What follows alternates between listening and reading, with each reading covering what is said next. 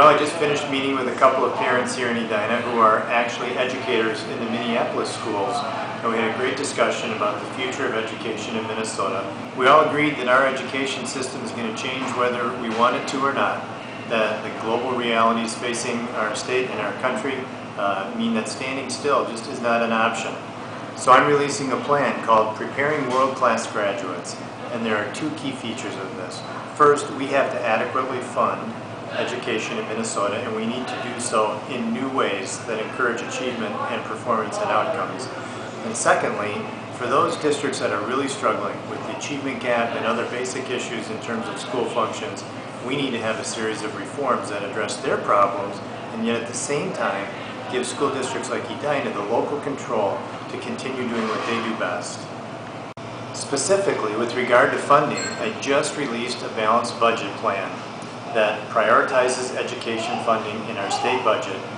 actually increasing it over a 4-year period 23%, doing so in an accountable and responsible way, and beginning to make progress on paying back the school shift.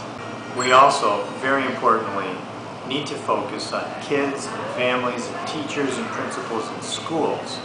not the big unions and the big bureaucracy down at the state, which seems to run most things these days. So if we focus on allowing teachers to make market compensation, if we provide reforms that give teachers the ability to control their classrooms and principals the ability to control and run their schools and be held accountable for the results, I think we can make great strides. If we trust our local districts, our local schools, parents and kids to do the right thing, we're going to get better outcomes than if we try to build statewide systems that control them from the top down.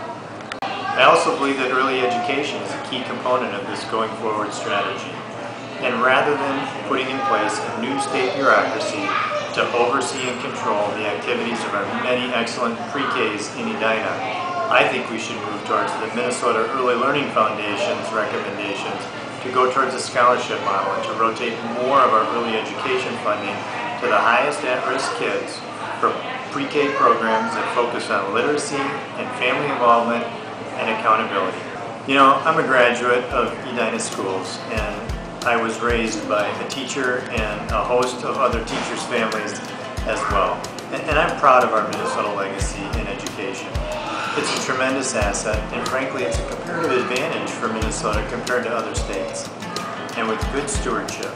if we adequately fund our schools, and if we embark on the reforms that I'm proposing as part of my World-Class Graduates plan,